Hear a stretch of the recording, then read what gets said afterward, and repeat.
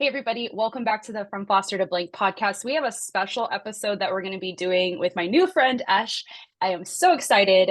She is a foster parent slash adoptive parent now of her sibling.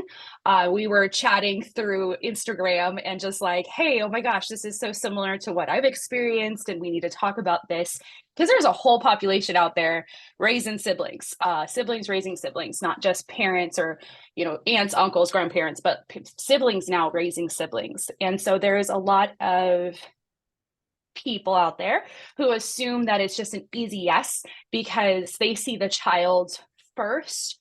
But when we see the child, we also see what comes with that is the parents that we have had to leave ourselves, our parents. So we're going to just kind of jump in and start talking about how it's not easy. It's not easy to say yes, but we're going to talk about kind of the why, and talk about the stuff nobody wants to talk about, being a foster parent slash adoptive parent of a sibling or a guardian of a sibling, and how that can become complicated. I guess that's what we could just call this episode. It's complicated. Like Facebook knows they have all of those little relationship statuses, but it's complicated when it becomes your sibling. So I'm going to have you just kind of share your story, and then I'll share a little bit of mine, and then we're going to jump into it's complicated. Okay, yeah. Okay, I'm so excited to be here. And it was so amazing to like run into you on social media. Like it's such a Yes. blessing how many times I've connected with women and they're like, maybe the story's not exactly the same, but it's like, Right. whoa, this whole time I've been harboring all these emotions. And there's people That. out there that are just like me or going through something so similar. Yeah. So I'm Ash, and I'm a mom of two little girls, and we just adopted my brother last month after 4 years of fostering. And kind of like what she mentioned, like it has been just complicated. Mm. So many big emotions, Yes. so many moments of like, oh wow, I feel so grateful now in hindsight, but in that moment, just feeling like what why is this happening to me? And Mm. that was one of those things where I had to really work on that, like removing myself from the victim mentality that has Yeah. played a huge role in my like family history. So Mm. just I guess to go over my story a little bit. I have not had a huge relationship with my mom since I turned 18. During my high school years, it became really apparent that she was struggling with an addiction to prescription medication. There were Mm. numerous times of, one of us, there's five of us all together. So myself, I'm the oldest. And then I have a brother who's 4 years younger than I am. And then I have two sisters that are 9 and 10 years younger than I am. And then my brother, who we adopted, who's 20 years younger than I am. But obviously, Evan, who we adopted last month, he came in a lot later. I was already like well into college at that point. But there were numerous times during high school, I would go into my mom's room in the evening and she would be passed out because she took too much medication. And my dad would have to rush her off to the hospital. And, that was kind of me, you know, going into, I guess, adulthood, being like, what? This woman that I thought I knew so much and I thought I could idolize is not the woman that I thought she was. And more of that Right. Right. story has come into play as I've gotten older and I've had kids of my own. And when I turned 18, my stepdad who raised me, they started to separate and divorce, and my mom got pregnant with Evan before Mm. their divorce was finalized, and it was with some guy. His name's Donald. I've never met him, but he is not a, I don't want to call him a bad person, but he's not a great human being by Yeah. Hi, Donald, if you're hearing this. Um, Sorry. Sorry. We don't know But you. yeah.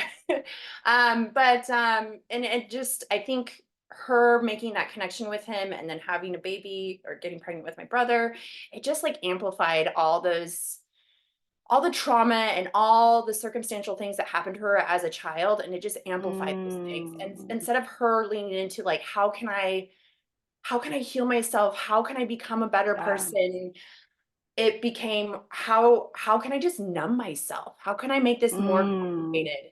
And so her addiction really started to spiral. It got, I mean, there, there's a ton of stories that I could tell yeah. you, but I won't go into all of them. And so my parents separated, and then my mom had Evan. When she had Evan, Donald was in jail. Like, it's just like Mm, really just, ugh. And from there, I didn't, I really kept my distance because it was so much for me, I think. Trying to go into adulthood and not having that relationship with my mom, and seeing friends have relationships with their mom or calling their mom when they were like going through a difficult time. mm, I didn't have that. And so I just yeah. removed myself. I distanced myself from my other siblings too, and my stepdad who raised me. And when I look back, I'm like, man, I really regret that. But I think it was Yeah. what I needed to do. Yeah. Um, and then fast forward, my mom moved to Oregon with Evan. She was there for a few years. I've heard some really sad stories from my brother about being in Oregon, like, her leaving him in the car at all hours of the night to go to the casino, and the police coming, and just that there was a CPS case there. And then Mm, at some point she was too frazzled or freaked out by that, and so she moved to back to California, where we're from. And it was just a bad situation. We had yeah. pulled my mom aside multiple times, like, hey, like, if you can't figure out somewhere to live or provide more for our Right. brother, like, CPS is going to take him away, and we need you to like step it up. But she struggled so much with her Mm, addiction and just her mental state that yes. it couldn't ever become a possibility for her to get better. It um never clicked. It was just because you said early it was like all about her, and that's how addiction works. It's all about feeding that addiction. It's not about, okay, I need to give up this addiction to be a better person. It's but I need this. You yes, don't I need this. So it's like there's no, I don't know how to explain it, but there's a disconnect between 100%. what people need to do and what people are doing. And that Yes, is the hardest thing to witness when you're yes, like, you have a child in yes. this. And with addiction, it's like you can give all the support, you can give all the talks, you can give homes Yes. and cars Money, and all of it. money, but Yeah. it doesn't matter unless they decide. They Yes. have to make that decision. And so it was just really hard to see. My sisters were really good with my brother Evan. They went and saw him far more frequently than I did. I was in my 20s. I was just I lived like 4 hours away from everyone. I Yeah. really distanced myself. So I didn't have this super close relationship with Evan. We never lived under the same roof. And in 2020, or the end of 2019, I think, I was pregnant with our second daughter, and we had pulled my mom aside, and she was Mm, like living in this back house next to this like shack where they like, it was like well known to like pass out drugs. And it was really just mm, kind of a very scary situation. We were like, listen, yeah. like, we don't know what's going on firsthand in your life, like your day to day, but like what we have heard is that it's not going well, and that CPS has been called multiple times. And listen, like, this is getting really serious. Like, Evan is going to get taken away. And then I think it was had to be like 2 months later. I was Yeah. driving home from I was driving home from work to go get our 2-year-old from daycare. I was like 8, 9 months pregnant, and I got a text from her. And I really had a pretty estranged relationship from her. There would be moments where we would try to intervene with her, but I didn't talk to her on the regular. And she had texted me and she said, "Can you do me a favor?" And I just ignored it because honestly, I was not in a position to do her any sort of favors. And I just assumed that it was like, can I borrow money, or, Yeah, something. right. And then 45 minutes later, CPS called me and they were like, "Hey, we have your brother, and you were named as the top candidate for taking him in, or Okay. his dad's brother or something, cousin, someone. So we need to know what you would like to do. And you have like Ugh. 3 hours. Yeah. And I was like, what?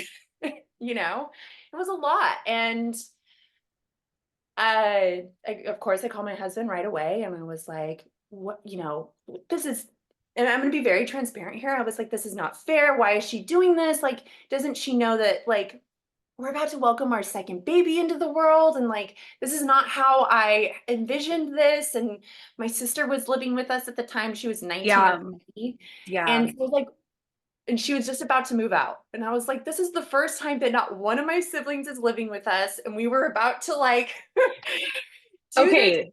Let's pause here because people are going to be like, Ashley and Danisha, you're so selfish. Yes. Pause. Mhm. When that call comes in, first it's, can you do me a favor? And it turns out, and this is something I wrote this down. She did not ask you. She told them, here are the top candidates of who would take this little boy. And it is such a, there's a, again, that disconnect from reality is, oh, they got my back, but you had not been in contact outside of a few messages here and there. But then it's that your whole world is coming crashing down. You have another baby on the way. Then it is this, because we know what this is. It's not just hey, it's a couple days, it's a couple weeks. This is a lifelong commitment to this child, Mhm. and reopening for however long that is, reopening this required relationship with the parent to be able to foster. Yep. And it is us having to sit there and say, I'm not just by myself. I have a marriage, I have children, I have a house. And it's the first time you don't have someone living with you Yeah. where it's, you're already taking on your mom's responsibilities since you were a child, since you were a teenager, since you were a young adult. And now it's like, here's another possible lifelong commitment Mhm. that I have to decide. And it, again, people are going to hear and be like, easy, yes. It's Yeah. when you get that call and Yep. have had this relationship. This is not my parent died. This is my parent is choosing to make these mistakes over and over, put him in danger, and then throw my name into a hat and hope that I'm going to step in without, yeah, like with your own kids and your own family. And you're just like, can I just have a calm and no storm? Because it's always a storm with our families. Yeah. And so it's not this easy. Yes, it is so complicated. And then foster care in general is complicated. But then again, now you're adding another complicated layer of, if you don't know foster care, you have to have a open phone line for the parent. You have to do visitations. You have to follow what the court order is. You cannot and should not deviate from that court order just because you don't want to. Like, that's not like an option for you to Yeah. say, well, I don't want to, that's my mom. They're going to say, so that doesn't matter, that's his mom too. Like, it is required to do visitations of some sort. So you have to have, and I hated that they said this to me. They're like, you have to have a phone line that they can contact. It doesn't have to be the kids, but it has to be yours. And I was like, ugh, No. she's going to get my phone number. Because what that meant, and I don't know how it meant for you, but for me, it was the nasty text messages at 2 o'clock in the morning. The I hate you, I wish you were never born text messages. The can I get money? And you say no. And it's, how dare you? I'm your mother. You should help me, while you're raising their kids. So it's Yeah. like, that's what you're opening yourself up to, not a, hey, I'm doing everything I can to try to get out of this, to be there for Evan, to make sure I'm back on track. It is literally just like, I'm going to continue to give you my problems and you're going to go fix them, but I'm going to stay the same. And that's why it's so one of those moments you go, oh God, Yeah. and it's panic.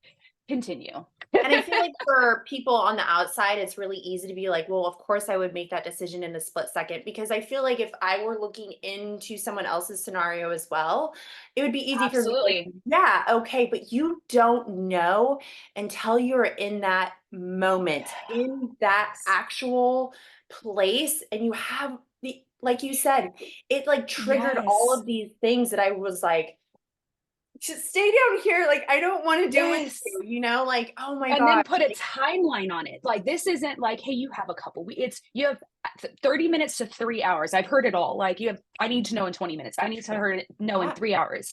So then you're like, no one And one makes of a the good decision in 3 hours. I know, right? Yeah. And one of the Nobody. bigger things for me is like I knew on a very surface level what my brother had been exposed to, but I didn't know Yeah. the details. And I told my Yes. husband, I said, we're about to have another baby. We have a 2-year-old. What has he been exposed to? And what can he, and I don't want to make it sound like he's a bad kid because of No, no, this. yeah. None of this is his It's a fault. reality. Yes. I was like, but what if something really traumatizing happened to him and then he He exposed, brings it in, and yeah. then you're And just it's doing damage for damage. Yeah. yeah, and like Yeah. I'm really fearful that we are so blessed in the sense that like none of that happened. Yeah, he has bad habits, but doesn't any, he's 14 now, like doesn't any human, you know? Like, He's 14 now. Okay, how long have you had him? we started fostering him when he was 10. 10. Okay. Oh my gosh. Yeah, So the youngest for me was 12. The yeah, oldest was 19. That was in 2015. So it's now 4 years in, 8 years in, we can be like, yeah, we would say yes again, yeah, but we know we would still go through those yeah, emotions. And yeah, like, yeah, like you said, like we can't step into somebody else's lifestyle or like their story and say, yeah, say yeah, yes. Because you're right. Like there, if anyone wants to look this up, you guys literally can. Foster youth or anyone who goes through trauma, the more trauma you are exposed to, the more behavioral issues there are, but also at the same time, there's just more trauma. So there's more fight or flight happening. yes, And so when you don't know if there was even like physical disabilities, mental disabilities, drug exposure, alcohol exposure. You don't get to know any of that until you go to their doctor's appointments, and it's not even the same doctor they went to. So it's a whole discovery, sometimes 4, 5, 6 years in, and then you're like, oh, this is how bad it was. yeah, And that is you're not going to be like, okay, I'm done, close it, like get him out. But it is that reality that you're like, we don't know how deeply rooted this is until we're in it. And yeah, that is hard to yeah, to say, yeah, just go say yes to all of it. You're just yeah, like, because you yeah, want to make sure you have the resources, and yeah, you may or may not get those right yeah, away. yeah. That's insane.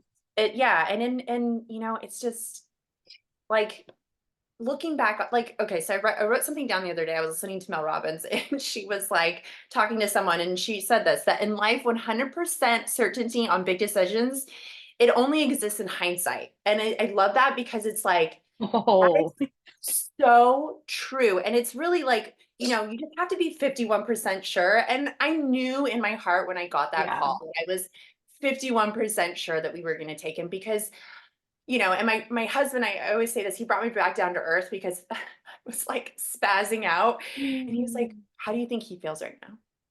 And that's when Horrible. he was like sobbing, and I was like, of course we're gonna bring him into our home, but like, you know, Yeah. all the what ifs and so anyway, yeah, we went and picked him up. We lived like an hour away from where he was. We picked him up at like, I don't know, 8 or 9 o'clock at night, and he's Mm. literally been with us since then. It will be almost 4 years exactly in like 6 days. And My heart. the crazy thing is, and you mentioned this, is like when you start fostering, you have to open your doors, right? To Yes. your parent, or in my case, my mom, and Yeah. then Evan's dad, who I had like I was really against even knowing Yeah. this individual. He like jumped my stepdad in the parking lot of a grocery store at one point. So like I had a lot of deep rooted feelings towards this person, and I was like, Yeah. I have Yeah. to like We have to, be around you yeah. potentially. Like Yeah. what? Yeah. But we started fostering him February 21st of 2020. So this was my thought process. I was like, okay, it's fine. We're gonna figure this out. My sister's moving out. We're gonna put him like Savannah's gonna be here soon. We'll put her in this room, and then Evan can have this room, and everything's gonna be okay. And he's gonna go to school, which will be really good, so that like Yeah. he'll be at least in school, so I'll have like 6 hours during the day where he's there and the new baby will be here, and I can get this bonding time with them and still deal with all that. And Savannah was born March 18th, and the world shut down. So then it was like, and we lived in California at the time. I'm in Texas now, but like we Oh, couldn't my go anywhere. heart. Like No. it went from he'll be at school to, okay, I know you just had a newborn baby, but you also have to be his teacher now too. And my brother, he was 10. I'm so like I'm getting anxious for all of this. I'm like, oh my God, new baby, COVID. Like Yes, it was, yeah, like the you just panic. want to hide. Like, Yeah. I was like, oh, stepped into like, flipping between CNN and Fox to get every perspective, oh God. you know, Yes, just yes. amplifying my anxiety. Um, Oh, so like, I thought I had this system figured out, and then it was like, no, you don't. And so we couldn't, we were scared too yeah, because we didn't know what yeah, COVID was. So we were like not leaving our house. I yeah. remember going on a walk around the neighborhood, and it And was just like, panicking. I was like, can we do this? Is this allowed? Well, and if you're not from California, California was pretty bad. Like it was like if you go outside, you are going to get a ticket, you could get arrested. And I don't know about anybody else, but that brought some trauma back from my childhood because that was how we were isolated. We were homeschooled until high school, but it was like, don't go outside, you're going to get hit by a car. Don't go outside, you're going to get kidnapped. And so, like, hearing the same thing from like getting the text messages to the mornings to the news where it's like, don't go outside or you're going to get arrested. I was like, oh God, like Yeah. my whole childhood just came back and it was terrifying. But yeah, you would walk outside and you're like, is this even allowed? Like, Yeah. I want peace, but it was so anxious as you were walking and you're just like watching your back and watching people walk and you're like, I Yeah. don't know what to do. Yeah. Yeah. It was nuts. And I mean, and that started the fostering journey. And Oh man. there was a little bit of a blessing because of COVID. We didn't have to do in-person meetings with my mom or Donald. Oh, It was okay. actually not allowed. The phone Okay. line had to be open. Um, Right. I did set rules though, because she would call at like 11 o'clock at night. And I was like, He's sleeping. he's Like, sleeping. Like, what are you no. doing? Like, I'm trying to sleep. Yeah. Stop. Well, and Um, that's something that I don't know if you experienced this. Like, even though it was a phone call, I had to go back to court when it was 2015. I had to go back to court and ask them to change how the visitations were because the visitations were at 8 p.m. at night with their mom. 8 p.m. on it like a Wednesday night from 8 to 11:30. And they had school at 6 o'clock in the morning. So it was like, this is not working. And I yeah, had to go back and say, like, we were doing it twice a week. Sorry, it was Tuesdays and Thursdays. And I was like, this is not working. They have school in the morning. And the judge was like, okay, well, then you have to work this out with the parent. But I'm like, how is this even rational to do two yeah, nights a week at 8 p.m. at night, teenager yeah, or not?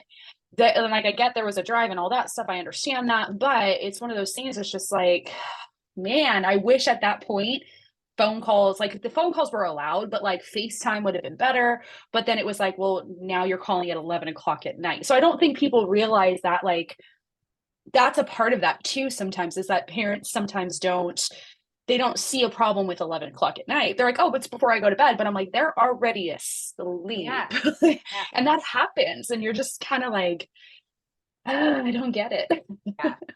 And yeah, I mean, it was really nice to not have to fully open that door, because I was like, Yeah.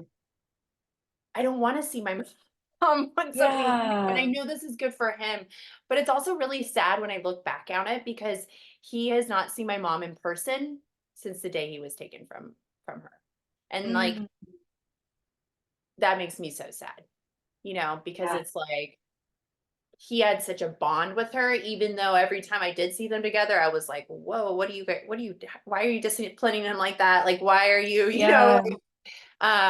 but he, it was his only safe space at all. And Yeah. so, Yeah. he was completely ripped from that. And when I think about that, I'm like, man, that is, that's so sad. It's Yeah.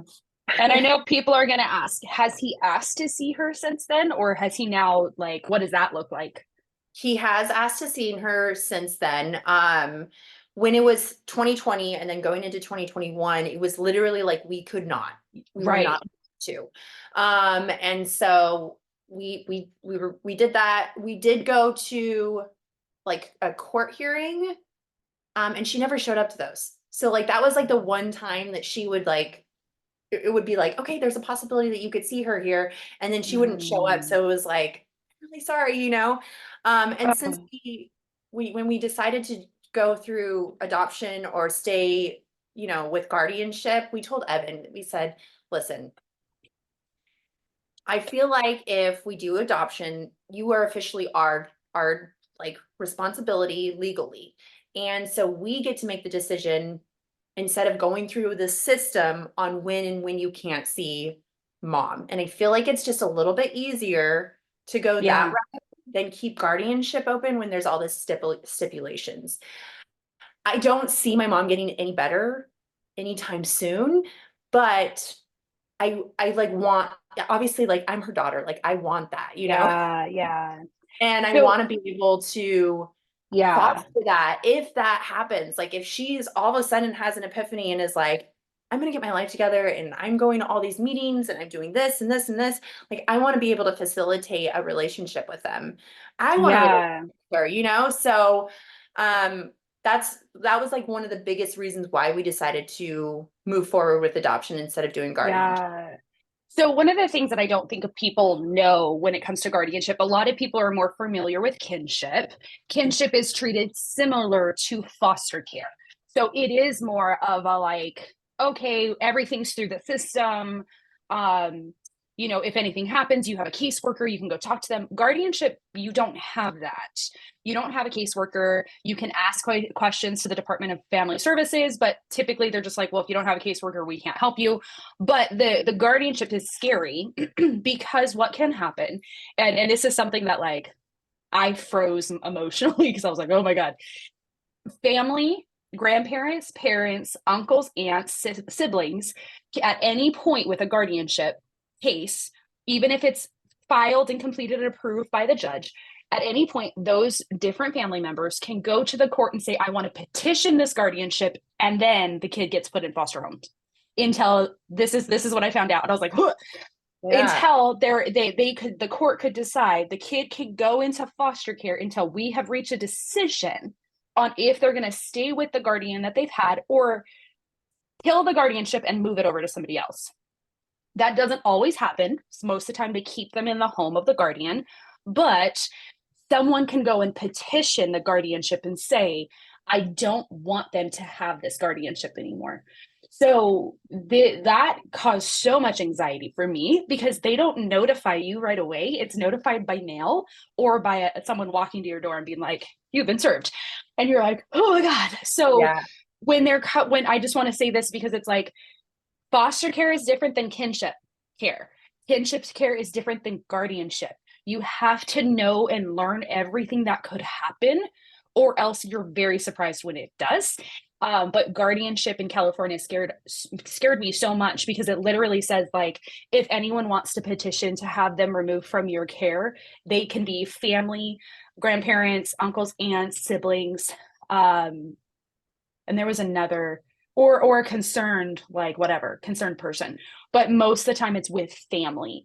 um so then like when you get guardianship you also have to notify everybody that you're doing that, and I'm one of 11 kids and I have a very big extended family on my dad's side. I did not know my mom's side, so I didn't have to notify them. But I literally had to notify like mom, dad, grandparents, uncles, and aunts, siblings over the age of 18. Oh, no, they said over the age of 12. So it was like a list of 40 people that I Wow. had to notify and then have them sign off on it. And it was like terrifying to know that one of 40 people could say, I don't like you today.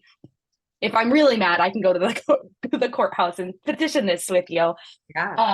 But that's why I think there's this extra level of stress with guardianship. So if you have the opportunity to adopt and not have this seat involved in this, caseworkers involved, it is easier to say, you know what, we're going to make these decisions internally. If you want it, we'll make it happen. But we don't have to go through a courthouse or a caseworker to say, can we change the visitations? Do we want to do Saturdays instead of Tuesday, Thursday? Because then we know, and if any parent has ever had to fight for their custody of kids, it can get messy just by moving the visitation to a Saturday. That person can say, oh, I wasn't notified, even though you had a full conversation. That gets sticky. And so that's where the adoption is such a beautiful thing, because it kind of says, hey, we don't have to deal with the system anymore. Adoption should be for the right reasons. We know reunification is the right thing, but like you said, like that's not an option. And when that's not an option, how do you make it easier for the kid to have that control back of making a decision for themselves without the layer of court and caseworkers and the system? And adoption can really help with that.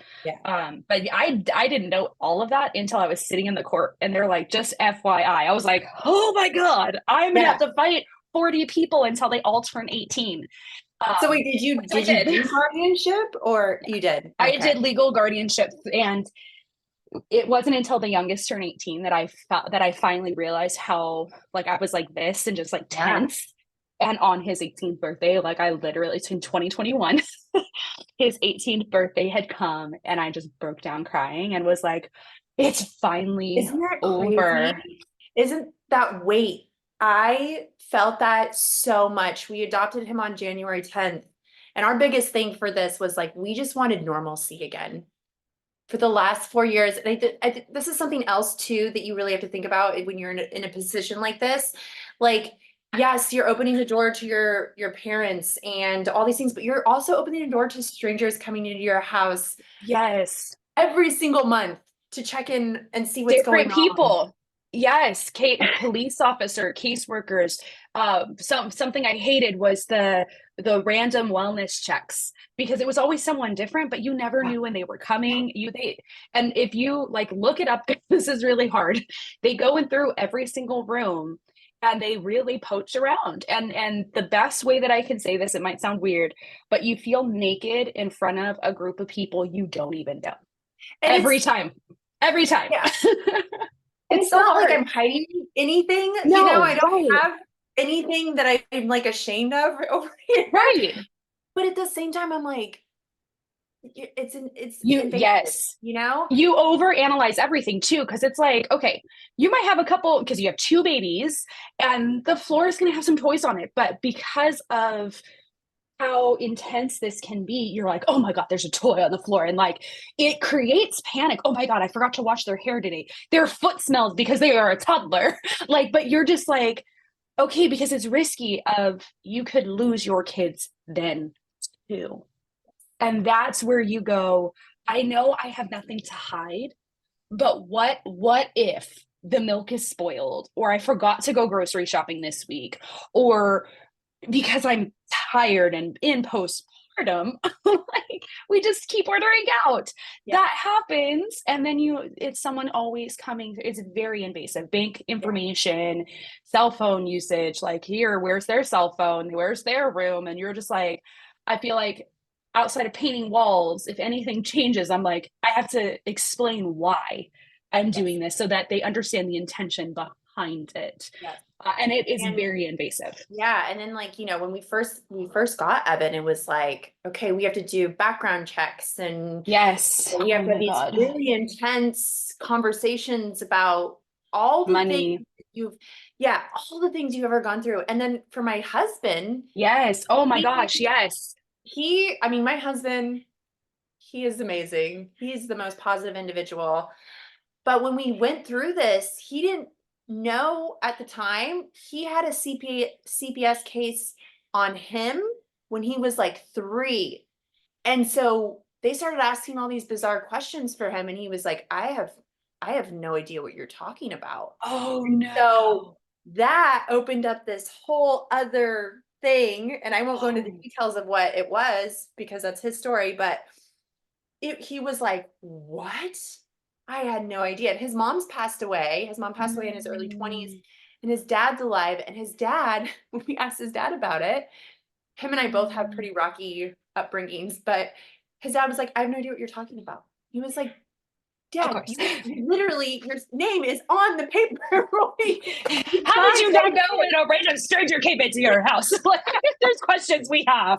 And that's the hard part because it's like, and that's something if I had been warned at least like, hey, they're going to pull your file, they're going to pull your credit. It's not just like, and like, it's not just like they're doing a background check, they're digging to make sure you're safe. Yeah. But it is stuff when you have things like that, it's like, okay, and then we know a little bit about our past that we're like, yeah, we know it was messy, but even then they start to bring things into the light that you had no idea about. Yeah. And you're like, I can't just go ask you this question because we're not allowed to talk about this. Like, and I can't, like, they told me, at least, they're just like, because it was an active case where there was parents in jail and they had an active case, we weren't allowed to talk about the details because it was being investigated and they didn't want us changing the story. Understandable. Yeah. But for a year, they could not share with me what they were feeling and what they experienced because there was an open investigation. Yeah.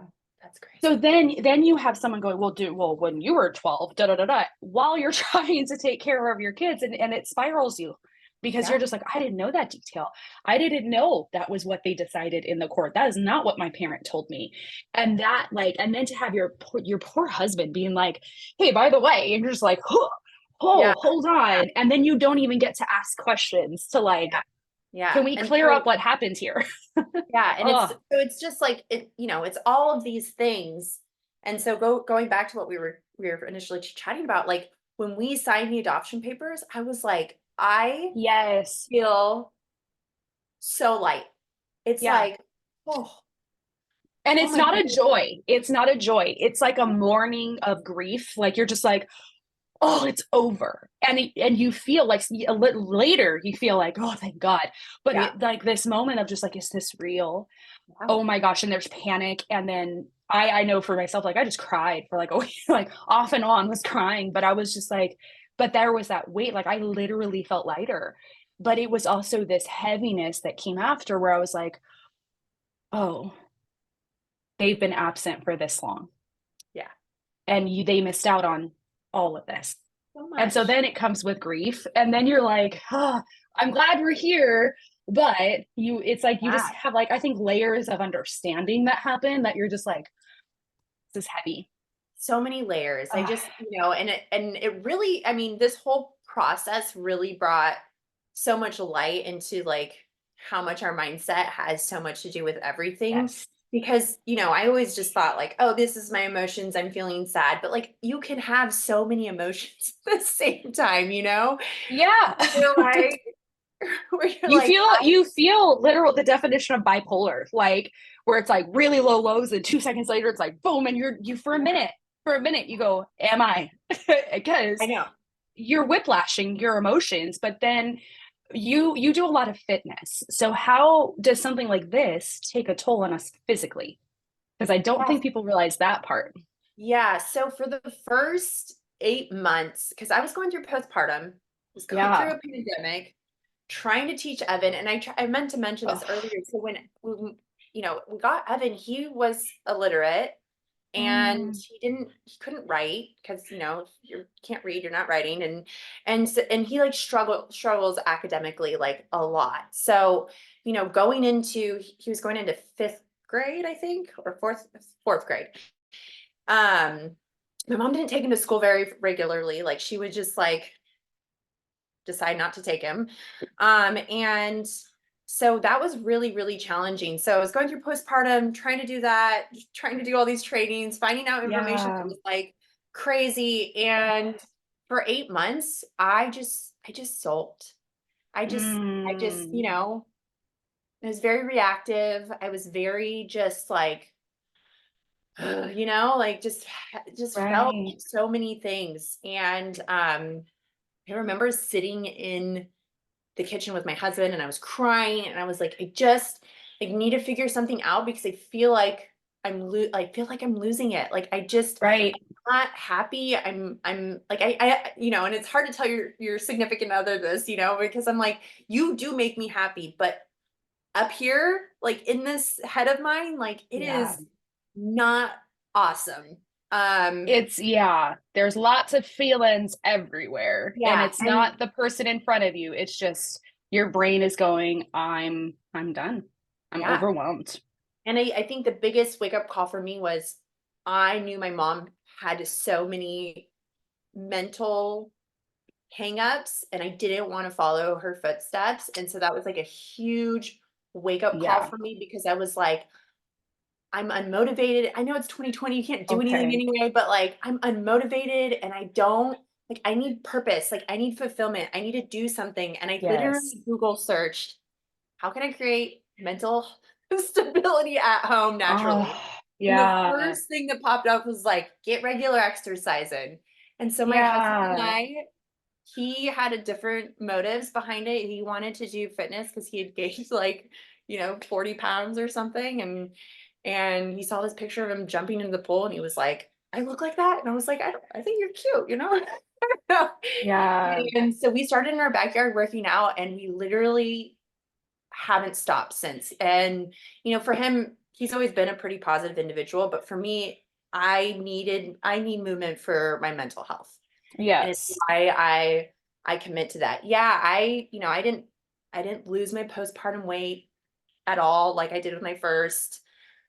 I wasn't anywhere near my pre-pregnancy weight. Like but those things weren't necessarily on the top of my mind more Yeah. than, oh my gosh, like if I don't do something, my mental health Up is, here is gonna go. yeah. And so because I had such and my biggest thing was like, I need to be a good mom. I want to be a Mm. no matter what. I don't ever want to leave my kids. I don't want to ever succumb Mm. to vices because, I can't get this working up here. My mom lost her mind, really lost it in like her 30s. I'm, in my 30s, like I got to figure this out. And so Mm. I have been doing fitness since then. And I it's not Okay. So you're hitting some feels here.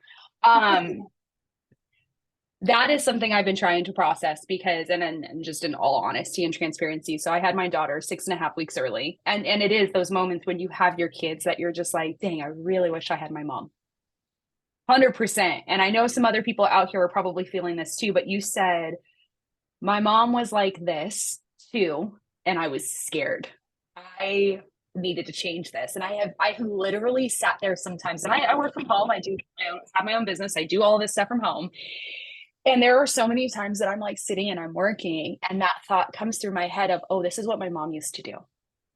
Now, that's what our brain says. But the reality was she was on like mom groups complaining about being a mom with other moms and shopping and things like that, or just like looking on the internet. But me, I'm working, I'm doing something to bring income into our home. But there are those moments that we sit there and we say that to ourselves. We're like, oh, I can't be like my mom. I'm going to lose it like my mom. And that can be so debilitating to where it actually, we have a choice. And that's what I'm hearing you say is like, we have a choice. Yes, we can go that way, but I have a choice to not go that way. And you chose not to. And you're like, my mental health is so much more important. And that's kind of where I've been struggling with like, I'm like, I know I feel better when I work out, but every time I get to that moment, I'm like, I am so tired. My daughter is now a year and 5 months. Um, but she is like on the go now, walking and all this stuff. And you just kind of go, I'm so tired. But it is that moment that you decide to say, like, I need to do this for a peer to help a peer process through yeah. working out. And that, like, I don't think I've been able to say that. Like, it's up here because my mom did lose it completely in her 30s. Um, her addictions were different, and that was something I wanted to point out in the beginning, is that addictions can look different. They don't always amount to alcohol and drugs. Sometimes it's gambling, sometimes it's soda. My mom was soda, food, and internet. And there's studies out there that have shown like food can be addicting, and especially if someone's not taking care of themselves, if they overeat. um that causes a bunch of issues in your body. It causes exhaustion and things like that. When you don't take care of your body shows it. Mhm. Especially like people who are like, oh, I'm so tired. Like me, I'm like, I'm so tired. I can't work out. And I'm like, I know that that's part of not working out though. And like eating healthy is my body is just not processing things correctly. So it's just exhausted all the time. But addictions manifest differently for everybody. And I think that is such a thing where it's like, I would rather get addicted to like working out and eating healthy than getting addicted to like depression and anxiety. Cause you could even get like, oh, I just have like you become passive, maybe not addictive, but you're passive. Like, oh, I just have anxiety. It runs in my family. And I think that that's such a hard thing that we have to look at internally is to first speak truth into I could end up like what my parents have done and been and who they are, or I could end up differently. And that is where, if you are maybe hearing this and struggling with that thought of like, I'm just like my mom, or I'm gonna be just like my mom or my dad, you have a choice to change it. And it is not easy. It's not like Ash got up and was like, I got this, I'm just gonna start working out. It probably took you time and you probably hate it and some days hate it all the time. Yeah. Because that's life. Yeah. You know, sometimes we just wake up, but you notice where you were just like, look, I love you, husband, I love you, kids, so much more that I'm going to pour into my mind so my mind is right for you. And that is a strength that like it gives me chills because you're just like, oh, that's a moment that a parent said enough is enough. I need to do better for the people who are depending on me too. Mhm. And that's not easy. It's Yeah. like, oh, so hard. Yeah. And you know, what I realized too is like not making a decision, not making a choice is still making a So, choice. It's and it's still still hard. yes. Yeah. And you know, like you said, I don't wake up every morning and like skip to my workout, you know. I'm usually like, oh my gosh, it's so early. Like I just want to stay in bed. But I pretty much like I get very narrowed in on my goal of like I am choosing to break Yes. the cycle. And I didn't know Yes. that at the beginning. I didn't realize that at the beginning. All I knew is Yeah. that like up here wasn't going great and I I needed to do gotta do something. something. Mm. And but now when I look back in hindsight, I'm like, oh my goodness, I'm doing this so I can break the cycle. I'm doing this so that Yes. the narrative in our home and what fitness is not to look skinny. It's not for six packs. Although, like, you know, you get muscle. Cool. Yeah, Cool if it they're happens. amazing byproducts. But like, you can ask any one of my kids, why do we work out? Oh, for energy, to get Yes. stronger, because it makes us giggle and laugh, you know, like Yeah. good for muscles. And you know, it's really just kind of I love it.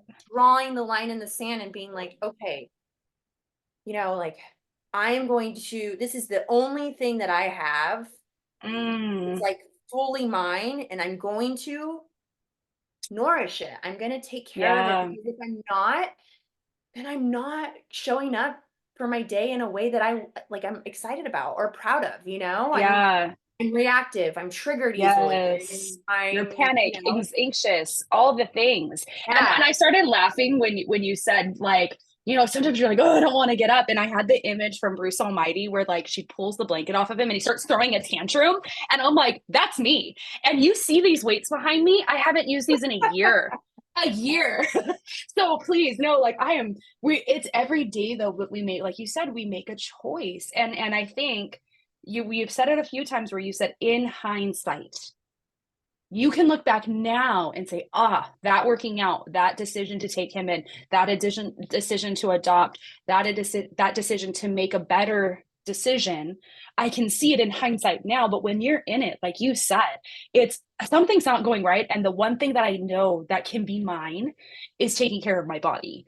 And I think that's where I've struggled the most is just like, and maybe this isn't a bad thing because I've been like, you know what, in hindsight, I need to sleep because if I'm anxious tomorrow and in panic tomorrow, my body doesn't need a workout. My body needs rest. And Yeah. I have to be gracious to myself in that moment to say, girl, like you had your daughter early, 6.5 weeks after a pandemic, after losing your job. Like if you look at all of this stuff and then you say, okay, this decision to sleep, to get a good night's sleep, not sleep all the time, but to get a good night's sleep so I can be better tomorrow, that's better than getting 2 hours of sleep and getting a workout in for right now. 100%. For right now. But now I'm in a place where I'm like, okay, she's kind of sleeping through the night. Okay, maybe I could, if I'm gonna stay up till 1 working, might as well get a workout in. So I'm gonna try this week to make it happen. But it is that I so many times we can look back and be like, well, in hindsight, like I could have done better, I could have done this, I could have done that, but you didn't know that knowledge that you have today 6 months ago, a year ago, 8 years ago, 4 years ago. And that like is every time I share on Instagram parts of my story, people they're like, well, you could do this. And I was like, 18-year-old Danisha didn't know that. No. 34-year-old Danisha knows that. 18-year-old Danisha thought it was for real. I didn't know my options. So why am I sharing this though? It's not to be like, hey, feel bad for me, but those 18-year-olds, those 20-year-olds, those 26-year-olds, that they can look at this and say, oh, I didn't know that was an option. And they can learn from what I went through. Yeah. And I think that in hindsight is such a, we got to get a shirt that says in hindsight, man. I'm going to make it and I'm going to put it out there and be like, me and Ash have a shirt that says in hindsight, like speak to people in a way that's not degrading, but understand that we have knowledge that they might not have. And we're not sharing this to be like, well, dummy. We're sharing this to be like, hey, do you know your options? Because we wish we did, and we're going to speak life into that. Yeah. So I love that. Okay, we're going to make a shirt. It's going to happen. I'm going to make the shirt today. And, I really only truly started sharing my story, like really authentically and really vulnerably after we adopted Evan because of like fostering situations, where I was like, yes, I'm not really supposed to. I would like dabble here and there, but like not really, and since then I've just been like, I've suffered a little bit from imposter syndrome because I'm like, yes, I'm sharing these things and I feel really good about sharing them because I feel like I can help somebody, and that's my ultimate goal. And I feel like I'm like scratching the surface right now of like why I'm really supposed to be here, and like I think I'm on the like verge of really finding something special, and then all of a sudden I'll be doing work and I'm like, I'm a fraud. Like, oh my gosh, like who hasn't though? Like, who hasn't? If you say you've never suffered from that, you are a liar. Like, I shouldn't be complaining. Somebody somewhere else has it way worse than me. And like, oh my goodness, that comment on social media, maybe they're right. And then I have to just put things in perspective and be like, okay, yeah, those 5 really mean comments were hurtful, but I need to not zero in on them. I need to think about like all the positive feedback that I've gotten and how doors are opening, and I'm getting to meet people like you and, other women who are like, oh my goodness, thank you so much. You inspire me to do this. And now I feel like I can take on this new, process in a different way. And so, it's in hindsight. Yeah. It's like, okay, it's okay. It's okay to share authentically. It's okay to share the story. And it's okay to put yourself out there and make these connections because you're going to find the right people, Yes. And it's someone I was listening to a podcaster. Her name is Jasmine Starr. I will probably mention her every time. I love her because she's an entrepreneur. She's in Newport, California, and photographer. But one of the things that she says a lot is people's opinions are not yours to figure out. People will leave mean comments because it's true. But if you can speak truth into it, speak truth into it. But if not, delete it, move on. But someone else I learned from, she started going viral, and she's just like, every time someone leaves a comment, good or bad, it's in your benefit because it helps you go viral. And so she goes, just start saying when someone's mean, thank you for helping me go viral. And I started sharing the story in December, like really authentic, just me, like being like, you know what, I've been sharing, but I've been doing it differently on how I do it. Since December, and a couple of my reels have gone viral, and there are mean people out there. Right. And every time I'm like, thank you for helping my video go viral. And then now I'm like, thank you, good job, you're helping me. Like, people are fighting in the comments, and I'm like, I don't need, and I just kept keeping Jasmine's statement in mind of, can I speak truth into this? Because it's not about the person I'm speaking to, it's about who's reading it. Can I speak truth? No. Do I need to delete this? I could if it's that mean. I have a couple of times been like, yeah, you're done. Like Yeah. you're literally calling me names. Like Yeah. nobody needs to read that, so I'll delete it. But then other times I leave it up because people need to see how mean people are. And Yeah. and it is a part of sharing your story on social media. It's not that you're asking their opinion, but you whenever you share, you do open yourself up to people. But I'm always, every time it's bad now, I'm like, thank you, you're helping me. It's going viral. And then I'm like, even if it doesn't, it's like 100 people looked at it. But Yeah. I've been saying that and it's helped me let go. Cause then I'm like, look, and if Yeah. you want to share on social media, people will say stuff. If you share something, and within foster care, you have to be careful of their photos and their videos. And that is a big thing where it's like, okay, if you filter their face out, cool. But also keep in mind, a parent told me this, and my sister said something about it, where it's, do you want them to find it one day? Whatever Yeah. you post, are you comfortable with that conversation when they come to you and say, why did you post that? Yeah. And my sister told me one time, and it kind of changed how I share my story because it doesn't include, like, I'm just like, this is what I went through. So I don't just share all of it. But she said, I don't like walking into a room where people know my story and I never told them. And I went, ooh, Yeah. oh, like I was like, oh, I feel sick. Like like I would hate that if for me to walk into a room and I, before sharing on social media, like people would know parts of my story and I'm like, I never told you that. And it was the grossest feeling you have. So it's like, if you're not comfortable with sharing on social media, don't do it. Yeah. We are showing up differently, and in my head I'm like, I show up differently because I want to reach the person who is sitting there at 2 a.m. in the morning going, I just got this call from my parent, I don't know what to do, I just had someone insult me like this, I don't know what to say. And they read something that I write and it goes, oh, I'm not alone, let me reach out to this person and ask questions. Yeah. That's my hope by sharing. I don't care about the negative. I'm like, you're just pushing this to get to that one person Yeah. who needs to hear they're not alone.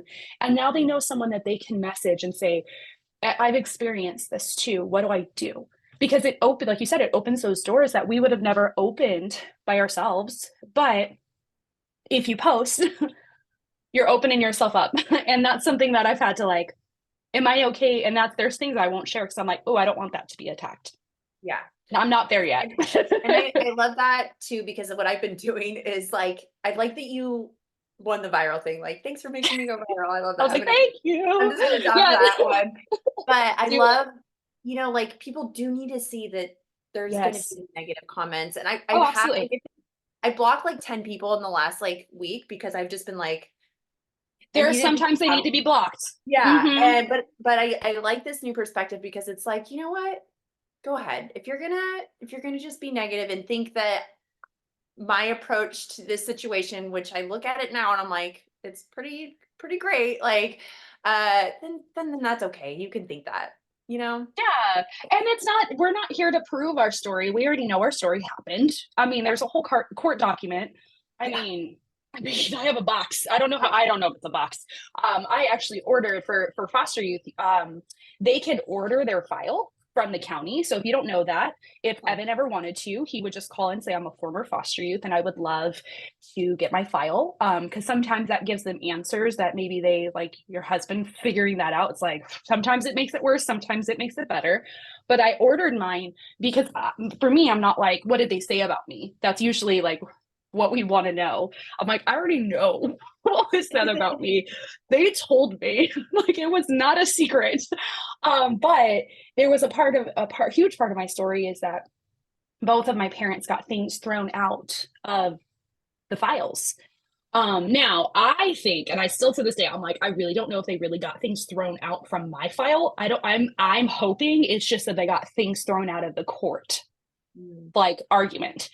mhm. But I have found over the last couple years, it was actually in 2015, they called me and said that one of the things that I reported on some of the abuse I went through was gone.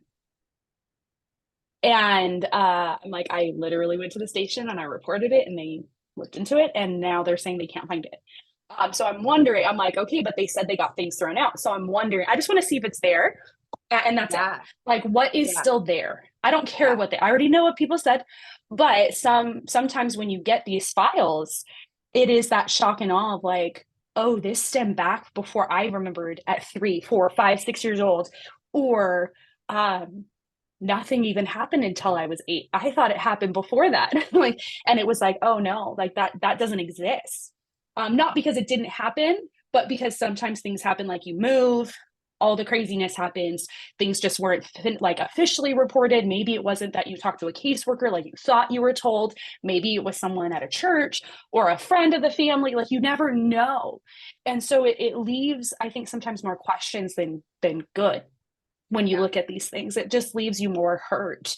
So it's interesting to see, like, when the internet comes at you, you're like, I have to prove myself. I'm like, no, you don't. Yeah. You have to ask yourself, why are you sharing? Are you looking to be validated? Because you're not getting that from the internet, your family, random people you tell. But like for us, it's like I'm sharing because there's someone out there saying I'm not worthy. I'm not here for a purpose. It must have been me. I'm crazy. This probably never happened. And we're like, oh no, baby girl, baby boy, it did. And I'm Yeah. sorry, but we're Yeah. here for you. Yeah. So it's like that's where it's like taking a different approach to social media is like so many people want to go viral because they think it's going to be so much fun, and it's met with a lot of hate, and they go, why am I going to keep doing this? Like that Yeah. people are going to like hate on me. I'm like, they will, but why are you sharing? And it's not like me questioning why you should. It's just like you got to be prepared for the internet is a very dark place, and either you're going to be a light or you're going to be taken out by it. But you have to, like you said, you're like, gotta shut it down. You gotta block some people. Go for it. Like, keep that peace, but know your validation, your worth, your purpose in life is not based off social media. And I 100%. know too many of us get locked into that, like, oh, well, look, you have a lot of views or you have a lot of followers. And it's like, that means nothing. Like, if the internet went down, who is going to be at my door? Probably either a stalker or a real life friend. Like, those are the two people that would be at my door, not the hundreds of people that follow you. Because the internet makes us feel closer to people than we really are. So that's the other thing is, you just have to figure out why you're sharing, but really seeing it as that is like it's another layer of a story that you can tell people to help them feel like they're not alone. It's beautiful, but it is met with a lot of not great comments. So block them if you need to. Block them. But it's Yeah. crazy. Some of these It is comments I'm like, definitely, go yeah. away. Yeah. And I'm like, well, and then I think it, comes up to that discussion of like, are you on social media to like help and impact, or are you just Yeah, consuming? Are you just consumption, where it's like, yeah. like I listened to this podcast earlier today, and it was like the average person looks at 1,000 reels a day or posts a day, 1,000. And in that moment, you have like, it's so bad for you because it's like the study is that like in that 1 second or 3 seconds that you're looking at a reel, you're making a decision. Mm, How do I compare to this? Does my like house meet up to this? Am I as fit as this person? Is this impact me in a positive way, a negative way? And you're making so yeah, in those 3 seconds, you're making a decision, and then people at the end of the day wonder why they're so burnt out and yeah. unmotivated.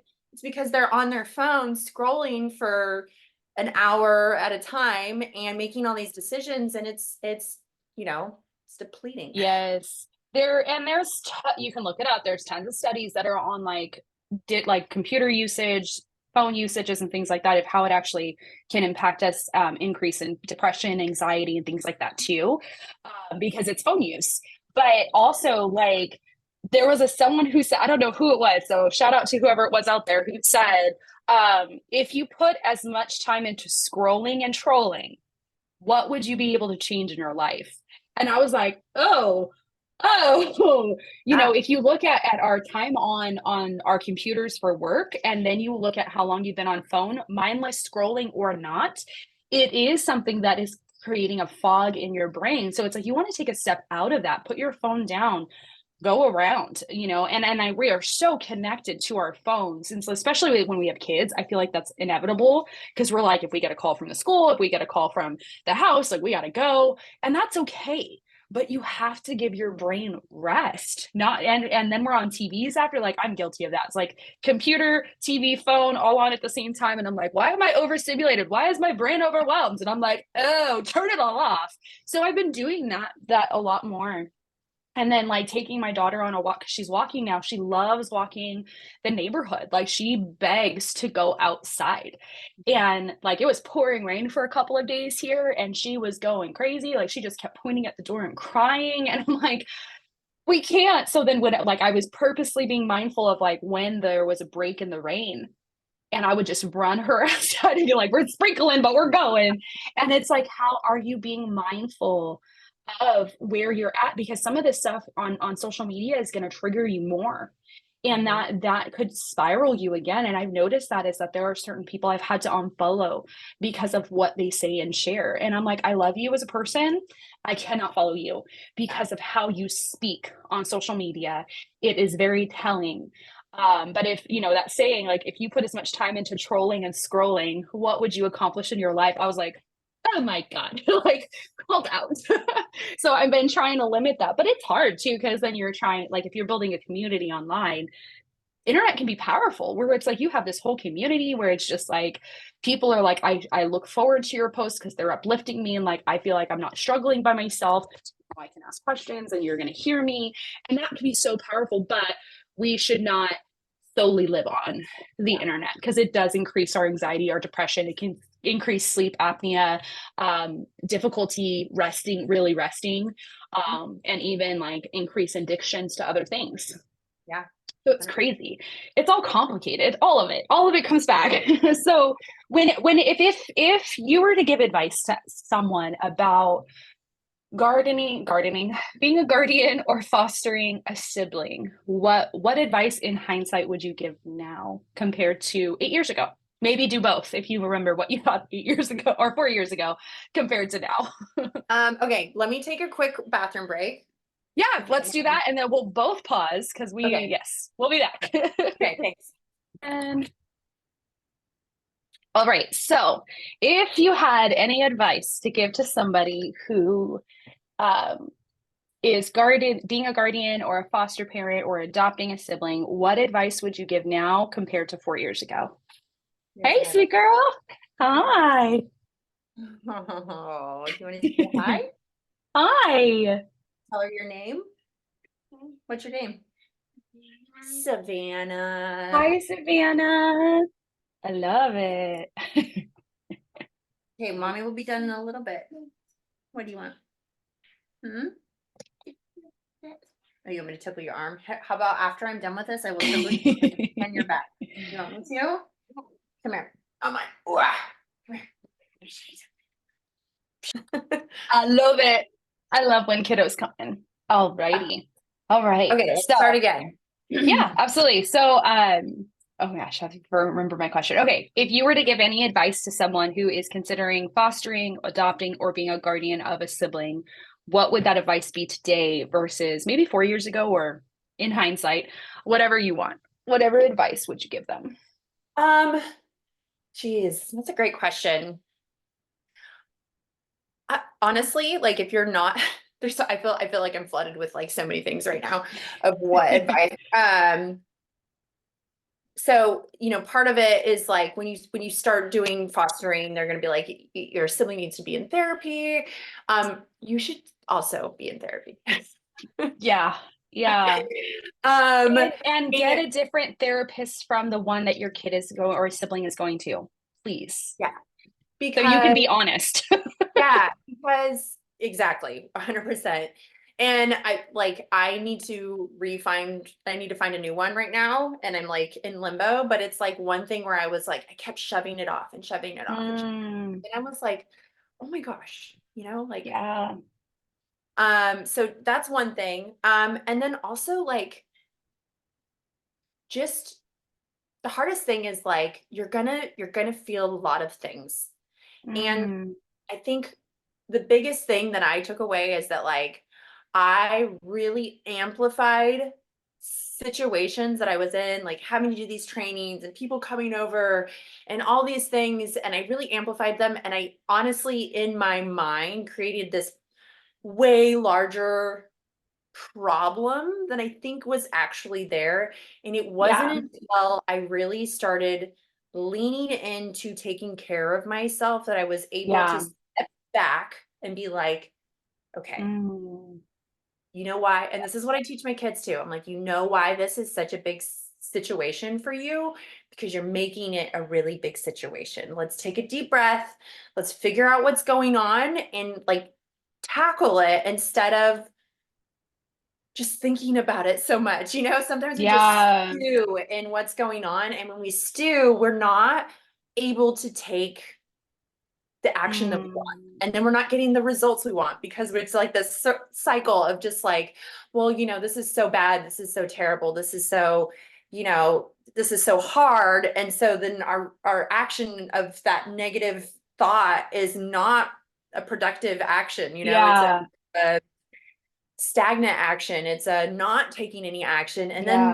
then we're left wondering, like, why is this taking so long? Why do I feel so bad about this situation? And it's because, it starts at the top with your mindset and your health. So, Mm. I guess my advice would like more than anything, and I feel like this goes across the board to any person, any parent, Yeah. it's like Yeah.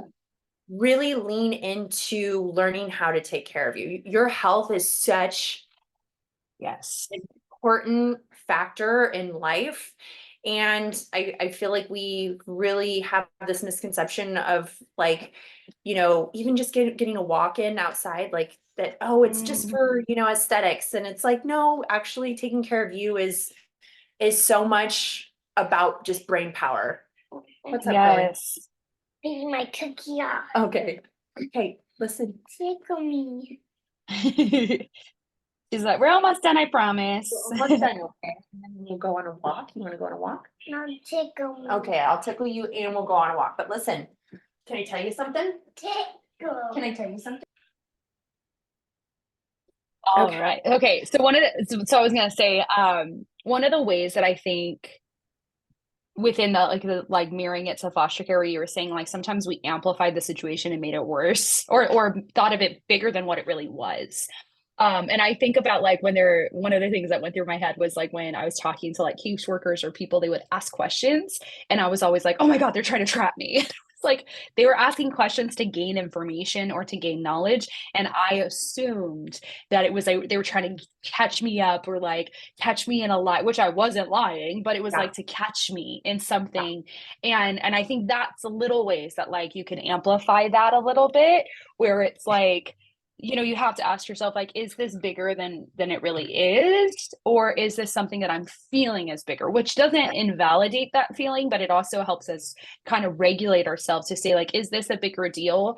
And then sometimes I think we can underplay a really real situation to where it is big, and we're just like, it's nothing, I got this. And it's like, no, like that's a big deal. Like you can't just not go to court. Like you have to go to court. Yeah. But I see that sometimes where they're like, it's not a big deal. Like we can desensitize ourselves. So it's really good. And then making sure that we're not stagnant in our health and that we're consistent with like taking care of our mind, body, and our soul, because there are so many things that happen in the foster care / adoption / guardian world that that you were right. Like if we can't take care of our mind and our body, we're just not going to be able to show up as our best, and we're just not going to feel good. Like we're just going to be like, what are we doing? And that's where I think anxiety, depression, and mental health is really important. So I love that. Any other advice? Just try, I don't know. I think when I look back, I'm like, you really just have to take it like day by day, because Yes. you don't know like when you're gonna have a random wellness check, or something's gonna happen, and you kind of have to just like embrace it. And I think one of the biggest things for me personally was really just embracing that, like, I'm allowed to feel my emotions, Mm. and and Yes. becoming a little bit more in tune with that. Like there are certain things that Evan does now. He's 14, so 14-year-olds are just like their own Many thing. adults. Yeah, many adults. It's hard. It's a hard age. It's a It is, very hard yeah. age. And they're, I've spent the last 4 years working so hard on pulling myself out of a negative headspace and self-doubt and all these things that were taught to me by our mom. And I Yeah. worked so hard to get a positive perspective and work on my health and all these things. And then Evan will do things where he says something really negative and it triggers me. And I'm like this morning we were driving to school and we were talking and he was like, oh, the news is going to be at my school. Do you know why? And I was like, well, let me look up the email. And so we were in the parking lot and I was looking at the email and I was like, oh, and then you're gonna have a pep rally on Friday. How cool is that? And he's like, oh, I'm not going to that. That's dumb. And I was like, You're like, they're fine. yeah. And it like triggered me though, because I was like, what do you mean it's dumb? Like school's not dumb. What are you talking about? Like so and I started like kind of getting at him, a little bit. And then I was like, at one point I was like, you have to go. He was like, You don't have a choice. he was like, well, I don't want to go. You can't make me. And I was like, I had to like kind of step back and be like, okay, what is the real problem here? And why am I so triggered by this? And Yeah. I approach this better so that like I'm not replicating what my mom did, and my dad did, growing up. And so that's kind of just something like your emotions are very much there. They are real. They are going to happen. Yeah. Becoming more aware of them and just trying to navigate like why, like pulling yourself out, being like, okay, wait, what's actually really happening? Yeah. Because he's not making you feel that way. It's causing you to feel that way. And so that's why you have to step back and be like, okay, why? And that's hard to do because sometimes you're like, I just be mad at this person. I'm just like, why am I feeling this way? Yeah. And how much, like resentment sometimes I harbor for my mom that sometimes I see in him. You know what I mean? Like I would like, I'm so frustrated with my mom and it's something I'm really working on healing and trying to forgive and, trying to come from a place of understanding and forgiveness. And I'm really, really, really working on it. But then there's some times where I'm just like, I'm so mad at her and I feel like I see him and I'm like, oh, like why would this ever happen to anyone, And it's like I have this and my husband's really good at pulling me out of that and being like, just a reminder, like Evan's the child in this situation, right? Like think about, how much this has impacted him and you might have. It's not really him at all. It's your mom. It's the frustration you feel as a mother yourself and not understanding how you could just leave your kid. And it's not him that you're finding resentment toward or him you're finding frustration with.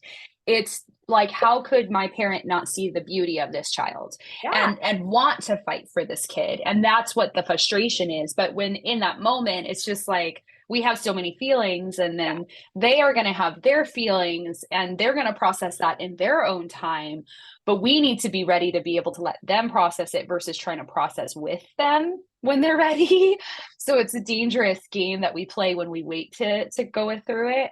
But I like that we can look at it and say like, there's this just beauty in this child that we see that it's like, why wouldn't you want to fight for him? But then we have to like let it go because that is never going to get answered. We will never know the answer to that. But what we could say is we are fighting for him. And that's the most important thing. But it is, I 100% get that feeling where you're just like, I don't understand. Like, I just don't get it. Because that's not, again, that's something. And I think when someone chooses an addiction, they don't understand why people can't understand them. Like, it's just like, you're different. Like they're upset because you're different versus like, they can't see how it impacts everybody around them.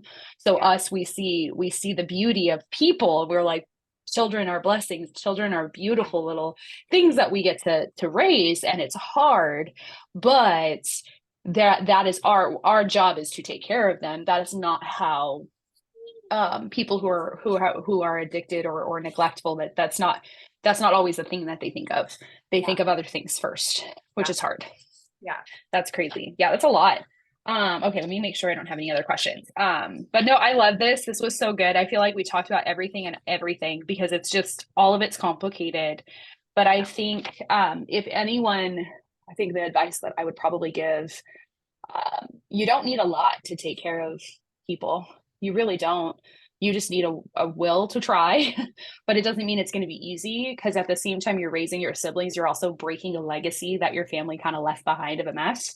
And it's normal to feel like you're rebuilding and trying to like sustain at the same time. It's just, yeah, you're building and then it's getting knocked down at the same time. And then you're having to pick up the broken pieces and realize like, oh, this broken isn't my broken. It's a broken that came from my parent, but I have to fix it. So it feels like a tug of war all the time where you're just losing. But eventually you get on the other side and you're like, oh God, okay, that's over. Yeah. And there's still, and in all transparency, there's still things that um I think it's hard with siblings is that there is going to be a blame to you as the sibling of like, well, why didn't you step in faster? Why didn't you help change mom? Like, why didn't you change the situation for me? Why didn't you do X, Y, Z? And that is not them actually blaming you. That is them going through the process of grief of what they lost. And a lot of adoptees have shared this is like adoption is can be beautiful, but it is also met with hurt and and pain because it is here's what I have, but here's what I lost.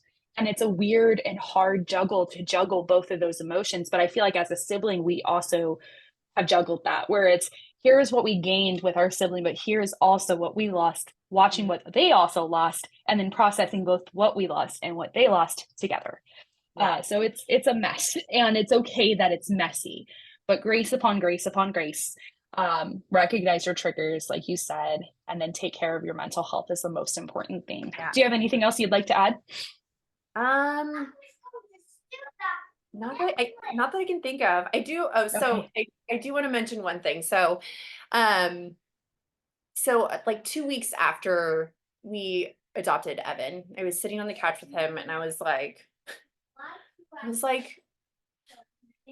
how was it?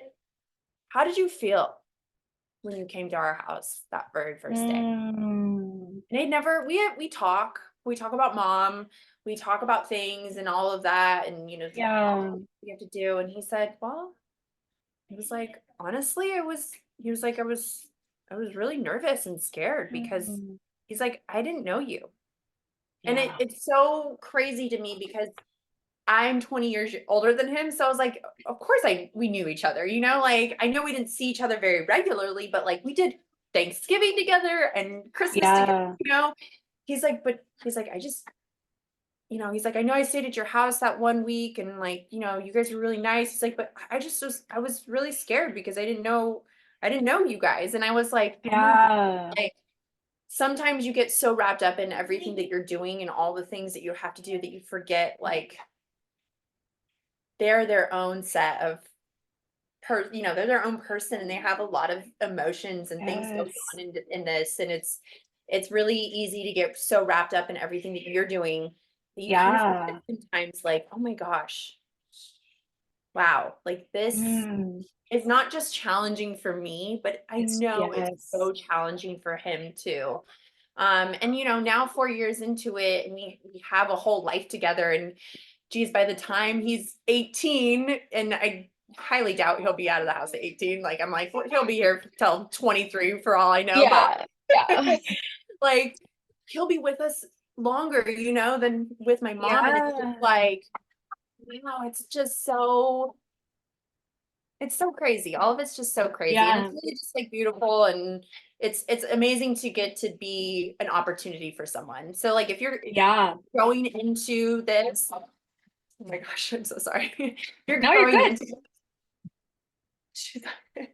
like just know that what you are doing, and you'll hear this from people like, oh, that's so awesome that you're doing this, but like you really are providing such a beautiful opportunity for someone, Yeah. in your family, even if you don't know each other that well. Like I look at him and I'm like, oh my, like who knows what life would be like if you were still living with mom.